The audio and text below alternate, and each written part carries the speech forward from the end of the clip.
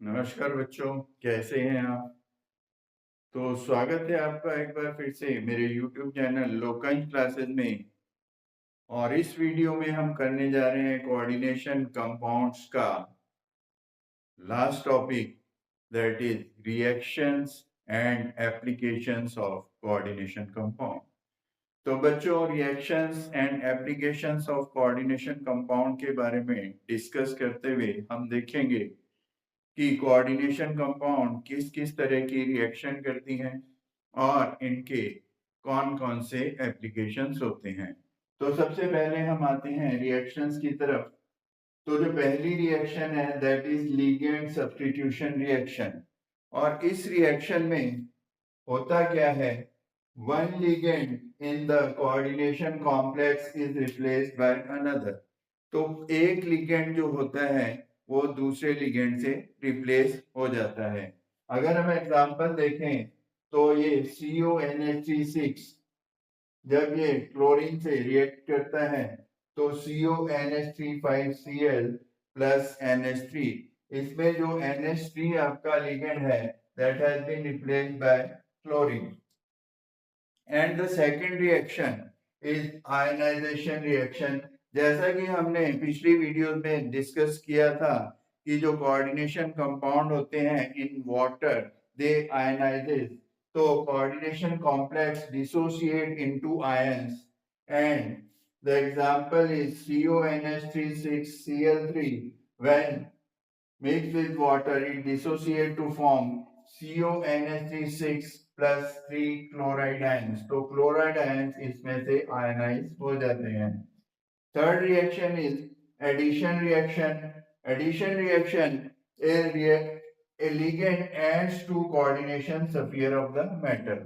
तो कोई भी ligand मेटल के कोऑर्डिनेशन स्फीयर के साथ अटैच हो जाता है। Addition, for example it is the addition of CO और NO to a metal complex like NiCO4। तो इस तरह से एडिशन रिएक्शन होती है। And same is the elimination reaction. इसमें क्या होता है, ligand is removed from the coordination sphere. For example, removal of CO from NiCO4 on heating। Heating पे जो CO होता है वो हमारा इस कंपाउंड से अलग हो जाता है। Then comes the redox reaction। redox reaction जैसा कि आप जानते हैं ऑक्सीडेशन प्लस रिडक्शन रिएक्शन। तो ऑक्सीडेशन और रिडक्शन रिएक्शंस होती हैं कोऑर्डिनेशन कंपाउंड में। And example is oxidation of CONH3 2 plus two CONH3 3 plus. तो इसके बाद आती है आइसोमराइजेशन रिएक्शन। आइसोमराइजेशन रिएक्शन में क्या होता है, आइसोमराइजेशन रिएक्शन में स्ट्रक्चर्स रीअरेंजमेंट, स्ट्रक्चर की रीअरेंजमेंट होती है without change in composition. Composition change नहीं होती लेकिन जो स्ट्रक्चर होता है वो रीअरेंज हो जाता है। तो बच्चों, ये तो थी रिएक्शंस जो कि कोऑर्डिनेशन कंपाउंड परफॉर्म करते हैं, 6 तरह की रिएक्शंस। अब हम देखेंगे कि एप्लीकेशंस ऑफ कोऑर्डिनेशन कंपाउंड क्या क्या होती हैं।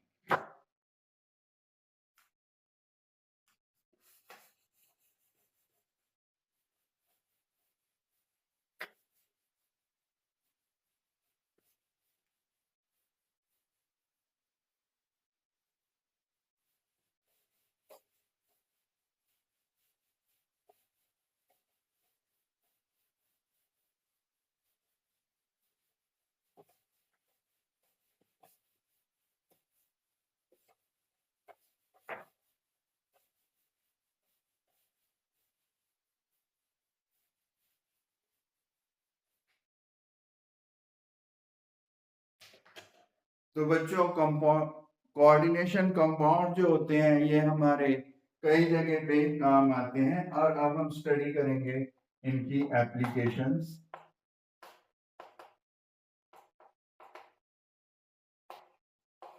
तो पहला होता है application of coordination compound in biological, that means biological application.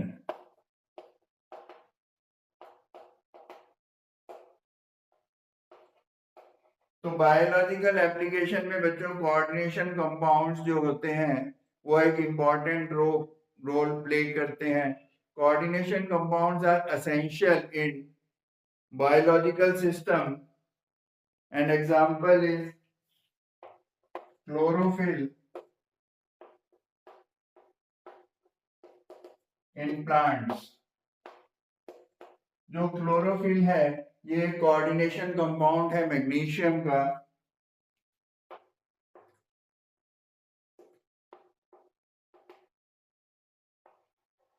Secondly hemoglobin in blood. Hemoglobin in blood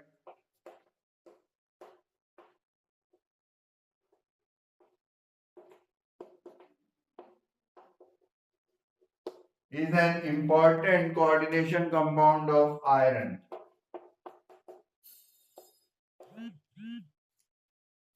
And third, vitamin B12.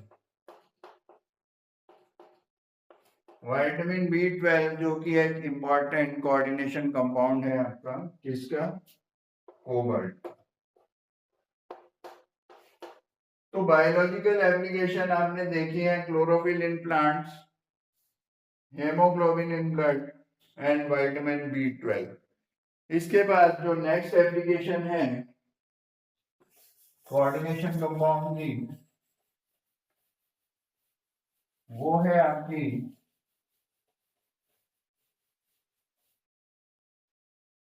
Application in medicine.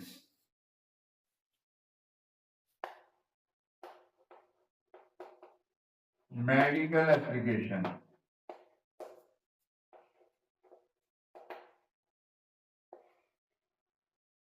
तो बच्चों जो कोऑर्डिनेट कंपाउंड है ये डिफरेंट टाइप्स ऑफ मेडिसिन में यूज होते हैं। They are used in medicine such as cisplatin,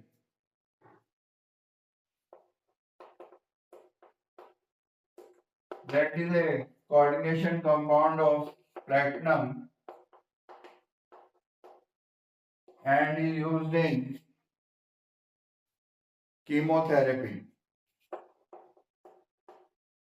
chemotherapy जो कि कैंसर के पेशेंट में यूज की जाती है उसमें हम सिस्प्लेटिन यूज करते हैं जो कि प्लेटिनम का एक कोऑर्डिनेशन कंपाउंड है।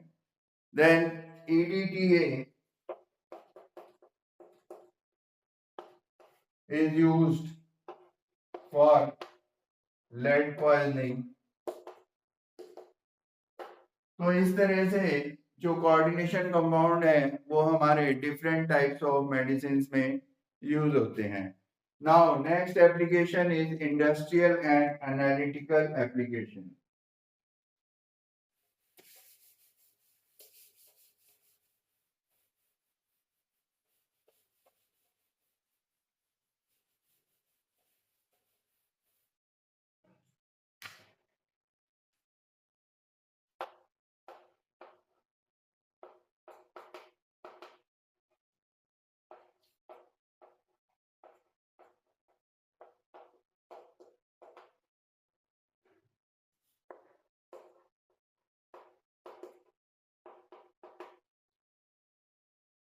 तो जो हमारे कोऑर्डिनेशन कंपाउंड होते हैं ये इंडस्ट्री में यूज होते हैं, एनालिटिकल एनालिसिस के लिए भी यूज होते हैं।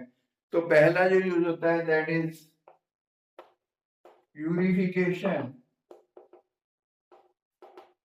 And extraction.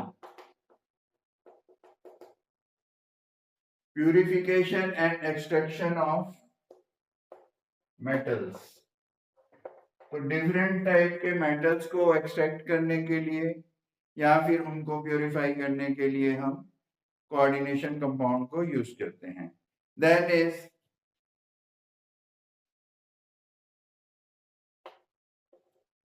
सेकंड जो हमारा यूज है इंडस्ट्रियल या एनालिटिकल एप्लीकेशन में that is in process like hydrogenation and oxidation.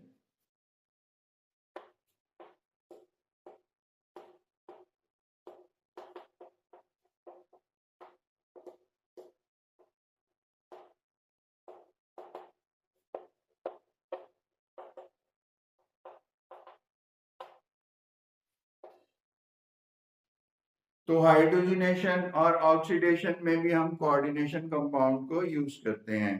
Third is electroplating.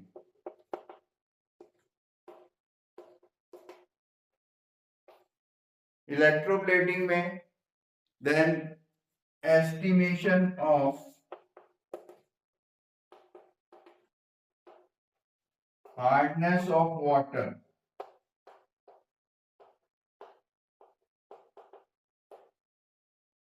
ये जो मैं अभी प्रोसेसेस बता रहा हूं इन सभी में हमारा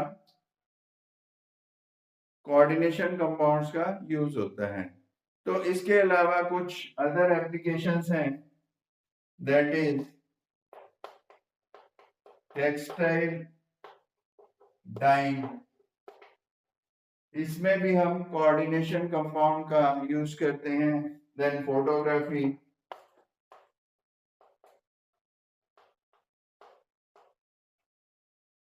and polymer production through catalytic processes।